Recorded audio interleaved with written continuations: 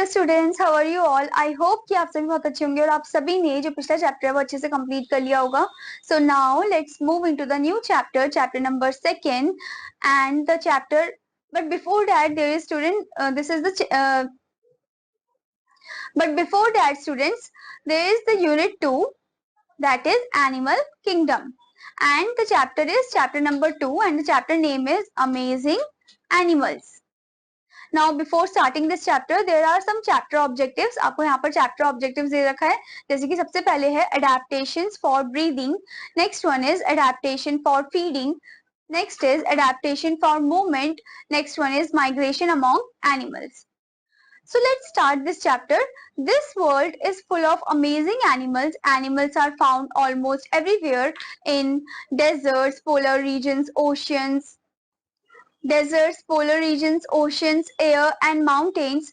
Animals choose place to live according to their body structure. They have special body parts that help them to live in that place. The special features which animal develop in order to survive in their habitat are called adaptations. Okay, so यहाँ पर आपको बताया गया है the world is full of amazing animals कि हमारी जो दुनिया है वो full of amazing animals से भरी हुई है. Okay, एनिमल्स जो है हर जगह पाए जाते हैं, ठीक है, चाहे वो डेजर्ट हो, पोलर रीजन हो या फिर ओशन हो या एयर हो या माउंटेन हो. ओके, एनिमल्स जो है they choose the place to live, ठीक है, ये अपने आप ही चूज करते हैं कौन से प्लेस में इनको रहना है, इनका बॉडी स्ट्रक्चर ही इन्हें बता देता है. Okay, so they have special body parts, इनके कुछ स्पेशल बॉडी पार्ट्स होते हैं जो इनको मदद करते हैं कि वो उसी जगह में रह सके. एंड द स्पेशल फीचर्स जो एनिमल डेवलप करते हैं ताकि वो सर्वाइव कर सके अपने खुद के हैबिटेट में, ठीक है, उसे हम क्या बोलते हैं, अडेप्टेशन बोलते हैं, जहां पर उन्होंने अडेप्ट कर लिया उस हैबिटेट को रहने के लिए. Now the next thing is adaptation for breathing. Animals need to breathe to get oxygen. Oxygen burns the food within their bodies and release energy for various activities. अब एनिमल्स जो है इनको क्या चाहिए, ऑक्सीजन चाहिए सांस लेने के लिए. ओके, एंड ऑक्सीजन जो है वो क्या करता है, it Burns the food with in the bodies, यानी कि ऑक्सीजन जो है खाने को बर्न करता है, डाइजेस्ट करने में मदद करता है, ठीक है, within the bodies of the animals और human beings, and releases energy for various activity, और एनर्जी को रिलीज करता है for various activities. Animals get their supply of oxygen from their surroundings. Land animals breathe in oxygen from the air. While fishes and other aquatic animals take oxygen from water. अब यहाँ पर आपको बताया गया है कि जो एनिमल्स है they get their supply of oxygen from their surrounding. अपने सराउंडिंग से उनको सप्लाई ऑफ ऑक्सीजन मिलता है. जैसे लैंड एनिमल है उनको लैंड में ही मिलेगा ऑक्सीजन, और जो वाटर एनिमल है उनको कहाँ पर मिलेगा, वाटर में ही ऑक्सीजन मिलेगा जो कि पानी में डिसॉल्व हुआ होता है. Okay, now the next thing is organs of breathing. Very small animals do not need any special adaptations for obtaining oxygen. Oxygen enters their body through body surface and carbon dioxide comes out the same way. This is seen in microorganisms like amoeba and paramecium. तो यहाँ पर आपको बताया गया है कि बहुत ही छोटे animals that do not need any special adaptation, मतलब उनको स्पेशल एडेप्टेशन की जरूरत नहीं होती ताकि वो ऑक्सीजन ऑब्टेन कर सके. ऑक्सीजन उनकी बॉडी में एंटर करता है their body through the body surface, उनकी बॉडी सरफेस के through, and carbon dioxide comes out the same way, और कार्बन डाइऑक्साइड भी इसी तरीके से बाहर आता है. Okay, this is seen in microorganism. आपने माइक्रोऑर्गेनिज्म में देखा होगा, ठीक है, जैसे कि अमेबा, पैरामीशियम, इसमें आपने देखा होगा. Okay, large animals cannot rely on this system because they are much bigger in size. To obtain sufficient oxygen they have special respiratory organ. अब जो बहुत बड़े बड़े एनिमल होते हैं, ठीक है, तो उनका साइज जो है काफी ज्यादा बड़ा होता है. ओके, टू ऑब्टेन, और उनको क्या चाहिए, सफिशिएंट ऑक्सीजन चाहिए. Okay, so they have the special respiratory organ, तो इसी वजह से उनका जो रेस्पिरेटरी ऑर्गन होता है वो काफी ज्यादा स्पेशल होता है. Next thing is a fish breathe through its gills. So next thing is a fish breathe through its gills. So do prawns, crabs, oysters and tadpoles. Gills are special organs that are richly supplied with blood vessels. When water flows over the gills, in exchange of gases take place. The gills absorb oxygen and the water and releases carbon dioxide from the blood. अब आपको यहाँ पर बताया गया है कि fish जो है वो ब्रीथ करती है गिल्स के थ्रू। ओके, एंड प्रॉन्स हो गए, क्रैब हो गए, ऑयस्टर्स हो गए, टैडपोल हो गए, ये भी गिल के थ्रू ब्रीथ करते हैं, ठीक है, रिस्पायर करते हैं। So gills are the special organ जो कि रिचली किसमें है, they are richly supplied with blood vessels. Okay, मतलब कि वो ऐसे ऑर्गन है जो कि रिचली सप्लाइड है with the blood vessels, and when water falls flows over the gills, और जब पानी फ्लो करता है गिल से, so and exchange of gases take place, तो उस समय क्या होता है, एक्सचेंज ऑफ गैसेस जो है वो टेक प्लेस करता है। The gills observe oxygen, Gill oxygen को ऑब्जर्व करता है फ्रॉम द वाटर, एंड वो रिलीज करता है किस चीज को, कार्बन डाइऑक्साइड को बाहर निकालता है from the blood. Okay, here you can see the figure also.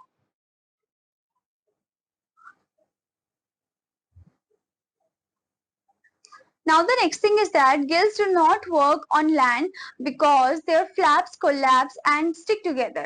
So land animals have evolved two different kind of respiratory organs, tracheal system and lungs.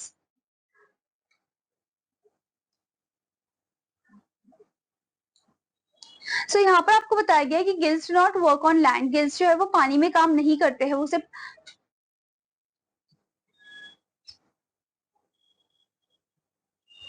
यहाँ पर आपको बताया गया है कि gills not work on land, यानी कि gills जो है वो लैंड में काम नहीं करते हैं, वो सिर्फ पानी में काम करते हैं।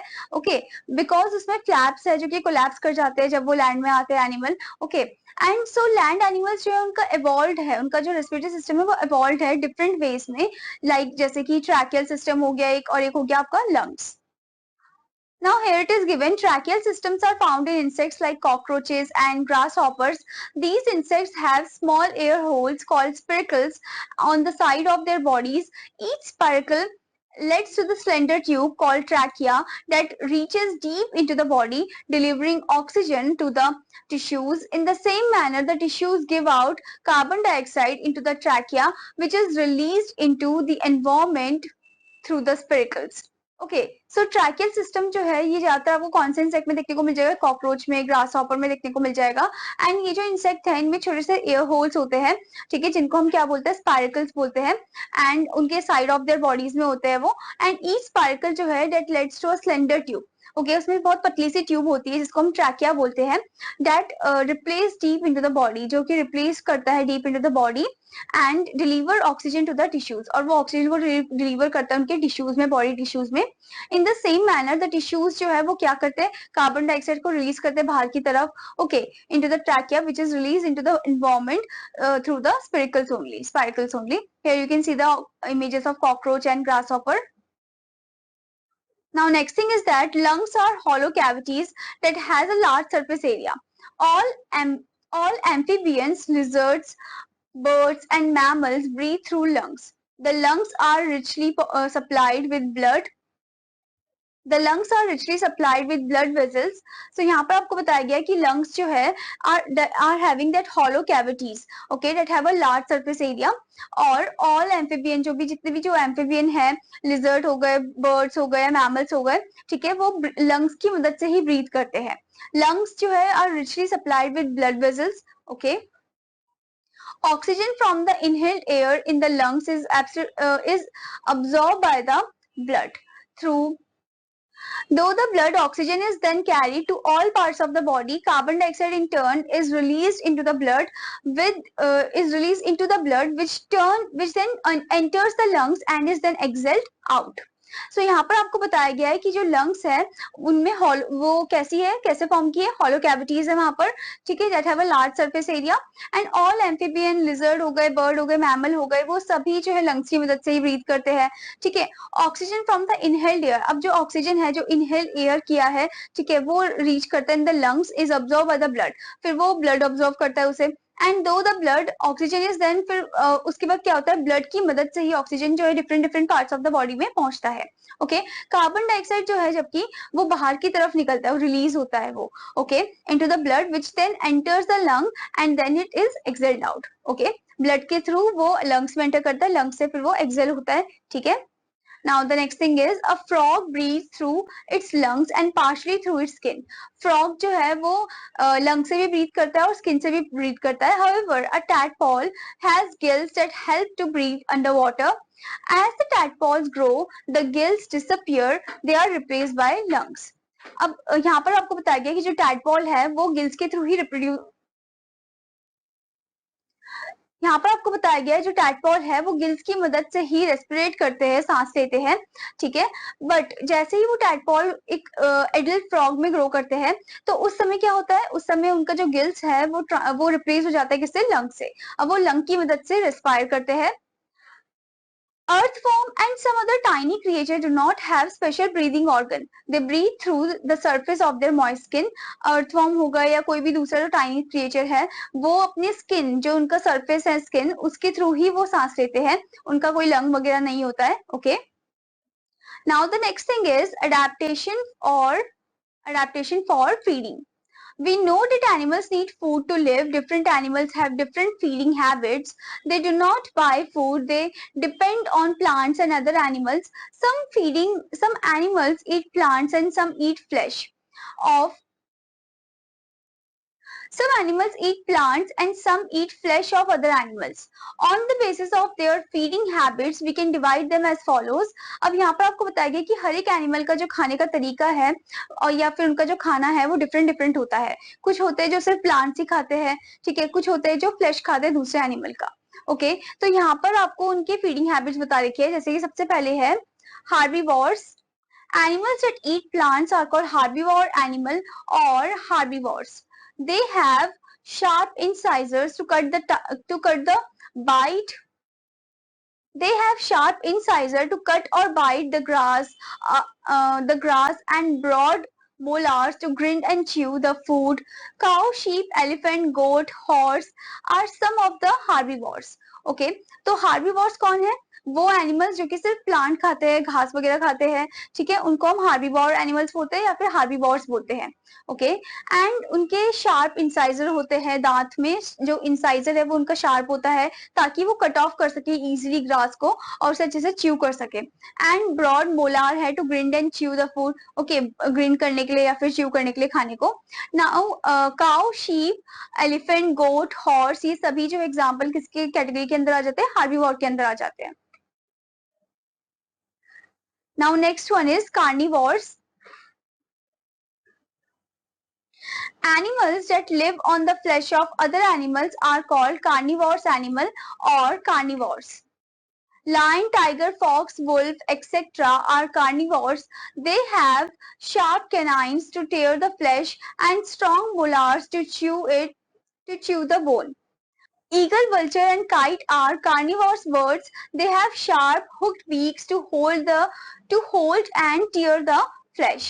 ओके, तो यहाँ पर आपको बताया गया है कि एनिमल्स जो कि लिव करते हैं on the flash of other animals, ठीक है, यानी कि दूसरे एनिमल के फ्लैश को खाते हैं, उन्हें हम कार्निवोर एनिमल बोलते हैं या फिर कार्निवोर बोलते हैं। इसके एग्जांपल्स भी आपको दे रखा है, जैसे कि लायन हो गया, टाइगर, वुल्फ हो गया, वल्चर हो गया, ठीक है, ये सभी कार्निवोर है। एंड दे हैव उनकी जो दांत होते हैं कैसे होते हैं, शार्प केनाइन होता है उनका ताकि वो इजिली फ्लेश को टेयर कर सके। ओके, एंड स्ट्रॉन्ग मोलार होता है ताकि वो इजिली च्यू कर सके the bone. Okay, eagle, vulture and kite जो है ये कार्निवोर बर्ड्स हैं। एंड इनमें क्या होता है, इनमें शार्प हुक्ड बीक्स होते हैं ताकि वो होल्ड और टेयर कर सके, ताकि वो होल्ड या फिर टेयर कर सके फ्लेश को। Okay, now the next is omnivores.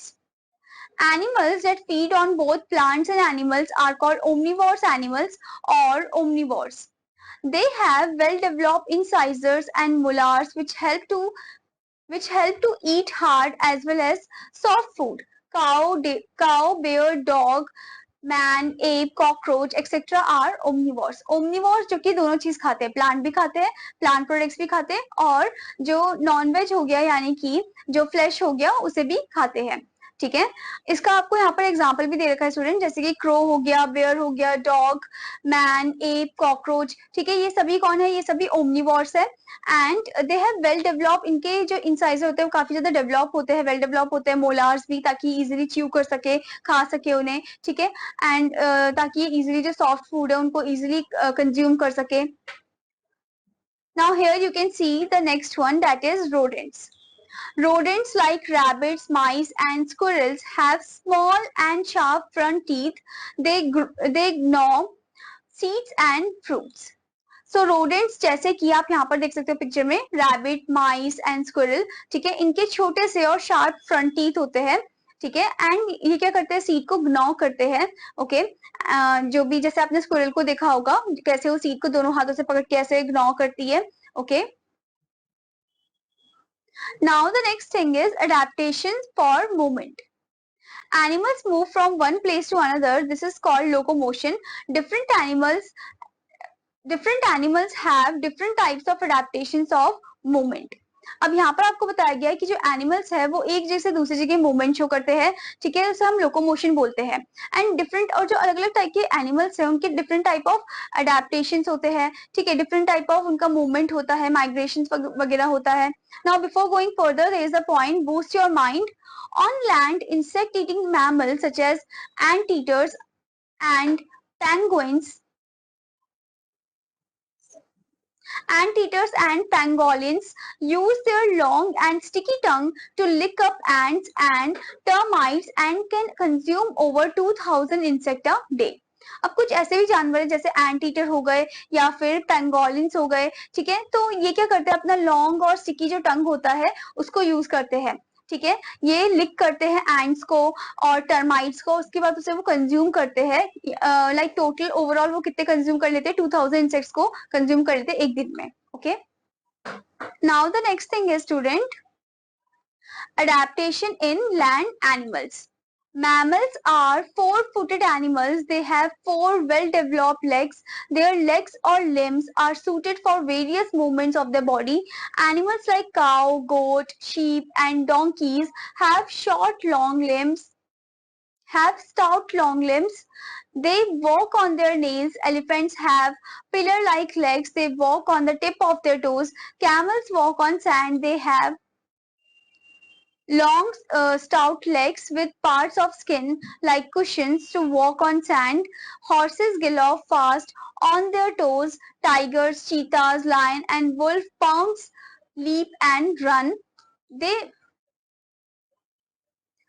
move on the tip of their toes. Giraffes and deer have long, slender legs. They walk on their toes, hooves. Hares and rabbits have short forelimbs and long, strong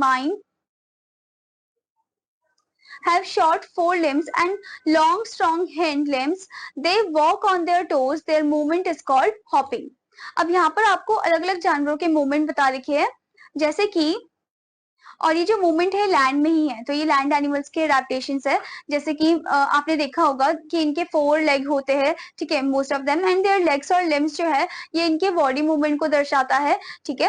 animal जैसे कि cow, goat, sheep and donkey हो गए, इनके जो limb होते हैं वो काफी ज्यादा स्टाउट होते हैं, स्टाउट और लॉन्ग लिम्स होते हैं.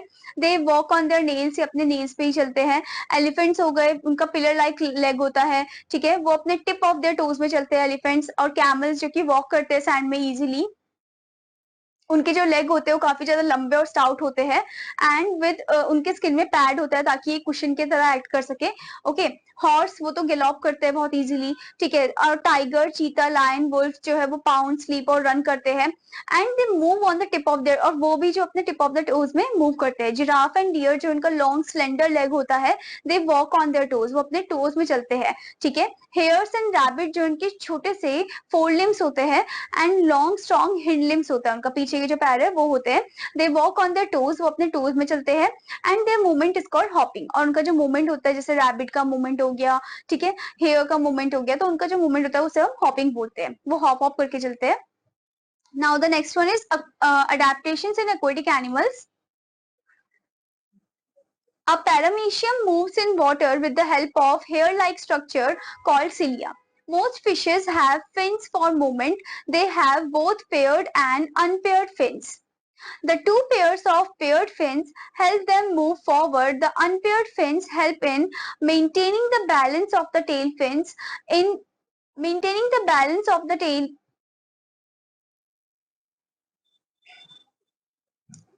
the unpaired fins help in maintaining the balance, and the tail fin is used for changing directions while swimming.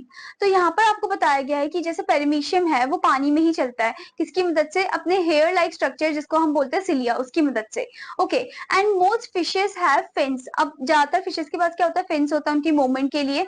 And they have both paired and unpaired fin, दोनों होते हैं उनके पास, pair fin भी होता है, unpaired भी होता है.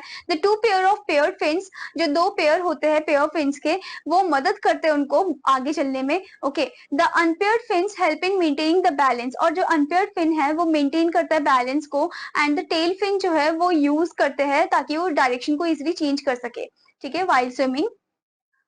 Now the next thing, in turtles, the forelimbs and hind limbs are like paddles which help them push the water and move forward. Turtle में जो फोरलिम और हिंडलिम होते हैं वो काफी ज्यादा स्ट्रॉन्ग होते हैं, ठीक है, उसमें पैडल्स होते हैं एंड वो मदद करते हैं उनको ताकि वो इजिली पुश कर सके पानी को, ठीक है, और वो और जो मूवमेंट है उनका वो एकदम फॉरवर्ड हो सके, ठीक है. Next thing is that forelimbs of penguins are modified into flippers which help them to swim. They use their short hind limbs to walk on land. अब पेंगुइन्स अपने छोटे से जो हिंड लिम्स पीछे के पैर होते हैं उनको यूज करते हैं वॉकिंग के लिए, और उनका जो फोर लिम्ब होता है काफी ज्यादा स्ट्रॉन्ग होता है, मॉडिफाई होता है, तो उनको वो यूज करते हैं स्विमिंग के लिए.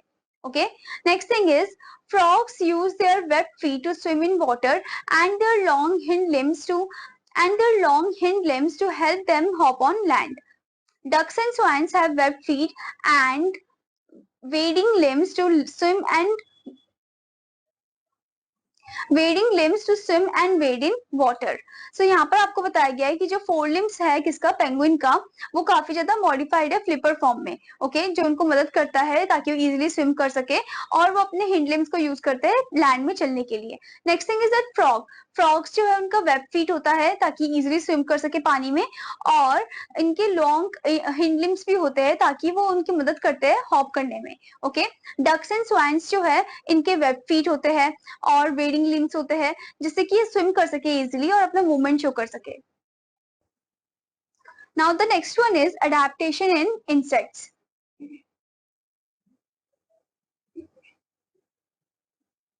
Insects often have 3 pairs of legs each. Many of them have 1 or 2 pairs of wings. In addition to these, wings of the insects differ from those of the birds. They are made up of scales instead of feathers. A grasshopper uses its hind pair of long legs for hopping. Insects like butterfly, housefly, honeybee, and mosquito have wings to fly.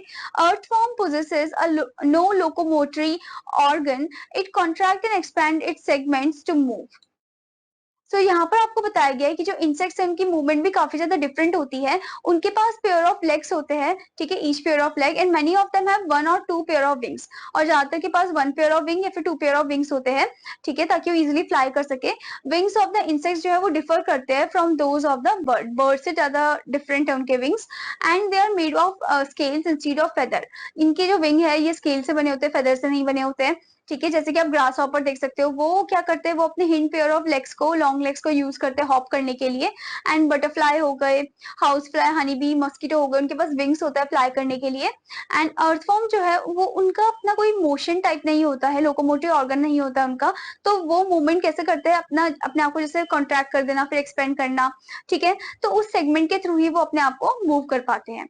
आप यहाँ पर image देख सकते हो, grass hopper, butterfly and bed bug. Now next one is adaptations in reptiles. Lizard, crocodile, turtle and tortoise are reptiles. They have a very dry scaly skin and lay soft shelled eggs on land. अब ये जो lizard हो गए, crocodile हो गए, turtle, tortoise हो गए, ये सभी क्या है, हमारे रेप्टाइल्स है. एंड इनका जो स्किन है वो कैसा है, ड्राई है, स्केली है, एंड सॉफ्ट शेल एग्स होते हैं इनके, जो वो ले करते हैं कहाँ पर, लैंड में. Though they have limbs they crawl. Snakes are reptiles. इनके पास लिम्ब तो है पर तब भी क्या करते हैं, क्रॉल करते हैं, जैसे स्नेक्स हो गए. स्नेक्स तो रेप्टाइल्स में, रेप्टाइल कैटेगरी के अंदर आते हैं. They do not have legs. They have scales or plates on the on the underside of their bodies. So यहाँ पर आपको बताया गया है कि जो ये जो स्नेक्स हैं इनके पास कोई पैर वैर नहीं है, ठीक है, इनके पास स्केल्स होते हैं या फिर प्लेट्स होते हैं ताकि ये अपने आप को जो बॉडी मूवमेंट है वो शो कर सके.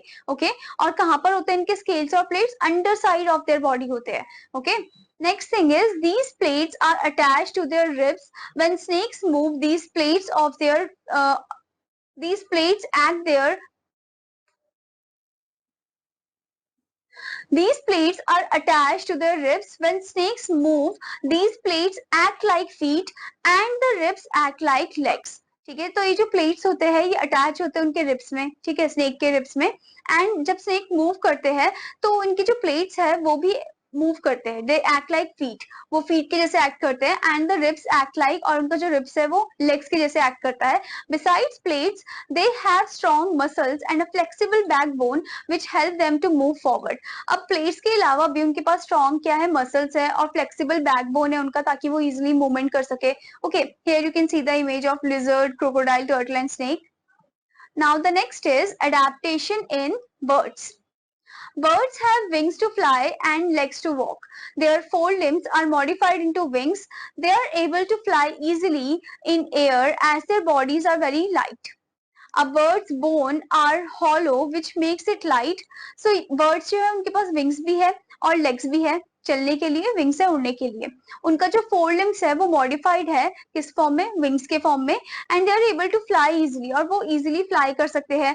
ठीक है, एज देयर बॉडीज आर, क्योंकि उनकी बॉडीज जो है वो कैसी है, लाइट है, हल्की है. ठीक है, bird bone are hollow which make it light. अब बर्ड का जो बोन है वो काफी ज्यादा हॉलो है, खोखला है. ठीक है, जो कि उसको लाइट बनाता है. As its wings are made strong by muscles that help the bird to flap the wings. The the feathers of the wings and tail also help in flying. The tail feathers help in changing direction while flying. Emu, kiwi, and ostrich are flightless birds with weak wings. तो यहाँ पर आपको बताया गया है the feathers on the wings, जो feathers है उनका on the wings and tail, वो भी मदद करता है उनको उड़ने में. The tail feathers helping changing direction, tail feather मदद करता है डायरेक्शन को चेंज करने में. अब यहाँ पर आपको बता भी रखा है, इमू, कीवी, ऑस्ट्रिच जो है ये कैसे बर्ड है, ये फ्लाइटलेस बर्ड है, यानी कि उड़ नहीं सकते हैं. ठीक है, इनके जो विंग्स है वो काफी ज्यादा वीक है, पर इनके लेग्स काफी ज्यादा स्ट्रॉन्ग है. ठीक है, इजिली भाग सकते हैं, चल सकते हैं. Okay, here you can see the image of kiwi and ostrich. Now before moving further, there is an activity given students. So ये activity आपको खुद perform करना है under the supervision of your elder. Now the next one is migration among animals. Some animals move to great distances at certain time of the year. This mass movement of animals from one place to another is known as migration. अब कुछ ऐसे animals है जो ज्यादा लंबा समय जो है वो cover करते हैं, distance cover करते हैं. तो ये जो movement है एक animal का एक जगह से दूसरी जगह, इसको migration बोलते हैं. Animals migrate to escape harsh weather, to search for food and to reach their breeding grounds.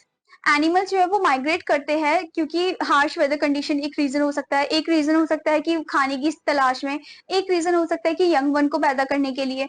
Okay, some birds like stork, Siberian crane and mallard ducks from other countries visit India every winter. कुछ ऐसे भी birds होते हैं जो दूसरी country से कहाँ पर आती, इंडिया में आती है. ठीक है, हर विंटर में. ओके, वो कौन सी बर्ड्स है, जैसे कि स्टॉक्स हो गए, आप यहाँ पर इमेज भी देख सकते हो, साइबेरियन क्रेन हो गया या फिर मलाड डक हो गया. Migration is most common in birds. The Arctic tern travels a distance of nearly 35,000 km between Arctic and the Antarctic twice a year. अब ये जो Arctic tern है ये कवर करती है 35,000 किलोमीटर डिस्टेंस. ठीक है, हर साल, और हर साल ये मतलब माइग्रेट करते हैं. The European stork travels from Europe to Africa every winter. Every winter Europe से अफ्रीका कौन आता है, यूरोपियन स्टॉक आता है. Okay, when spring comes, it returns to Europe to the same nest. The Siberian crane rests in Western Siberia and migrate to India. और Siberian crane जो है वो रेस्ट तो वेस्टर्न साइबेरिया में करते हैं, पर वो माइग्रेट करते हैं कहाँ पर, इंडिया में. और जैसे ही वेदर चेंज होने लगता है, ठीक होने लग जाता है, तो वापस अपनी जगह में चले जाते हैं. Their migration route stretches to about 6,450 km. It is a great mystery. Migrating animals decide where to go and how and in which direction to fly. तो यहाँ पर आपको बताया गया है कि एक मिस्ट्री है, ये एक पहेली है. ठीक है, कि ये जो माइग्रेटिंग एनिमल्स है इनको कैसे पता चल जाता है कि इनको कहाँ जाना है. ठीक है, कितना डिस्टेंस इनको कवर करना है और कहाँ से इनको जो रूट है वो लेना है. Okay, other animals migrate too. There are a few mammals like some bats and whales which travel in search of food each winter. कुछ दूसरे animals भी हैं जो कि migrate करते हैं, जैसे कि कुछ mammals हो गए and जैसे bats हो गए, whales हो गए, वो भी travel करते हैं एक जगह से दूसरी जगह. Many fishes also migrate. They may swim or move into deeper and warmer water. बहुत सारी जो fishes है वो भी migrate करती है, वो swim करते हैं या फिर move करते हैं deeper and warmer water में. Next thing, an eel spends its life in fresh water till adulthood. Then it migrates to the Sargasso Sea in the North Atlantic to breed. अब ये जो eel है ये spend करते अपनी life कहाँ पर fresh water में, okay, till adulthood, and then उसके बाद ये migrate करते हैं कहाँ पर to the Sargasso Sea in the North Atlantic to breed, okay, यानी कि young ones को पैदा करने के लिए वो वहां पर shift हो जाते हैं. A salmon is a fish that does just the opposite of the eel. Salmon जो है वो opposite करते हैं, eel से opposite है वो, ठीक है. It lives in the sea till it reaches adulthood. वो sea में तब तक रहते हैं जब तक वो adulthood तक जब तक उनकी जो age है वो adulthood तक नहीं पहुंच जाती. Okay, then it migrates to the river to lay its egg. फिर उसके बाद वो migrate करते हैं कहाँ पर river में ताकि वो अपने egg lay कर सके या young ones को पैदा कर सके. The young salmons which hatch the egg then return to the sea. They again go to the river in about 2 years to lay their own eggs. अब उसके बाद क्या होता है, जैसे उनके egg hatch होते हैं, जो उसमें से young salmon निकलते हैं, वो कहाँ पर जाते हैं, वो वापस sea में जाते हैं. sea में जाकर जैसे वो adulthood तक पहुंच जाते हैं, फिर वो वापस river में आएंगे. तो ये जो साइकिल है चलती रहती है उनकी. Okay,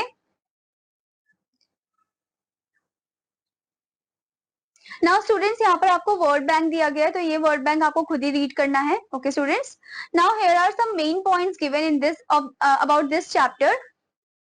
The first one, the special features which animals develop in order to survive in their habitat are called adaptations. Next one, land animals breathe in oxygen from the air while fishes and other aquatic animals take oxygen from water. Next one, land animals have evolved two different kinds of respiratory organs, tracheal systems and lungs.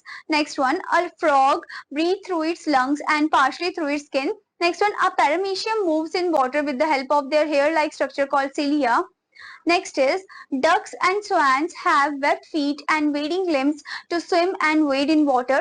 Next one, animals migrate to escape harsh weather, to search for food and to reach their breeding grounds. I hope student that you understood this chapter. और आपका homework है कि आपको इसके following exercise part को complete करना है. Now I'm going to meet you in another class. Till then students, bye bye.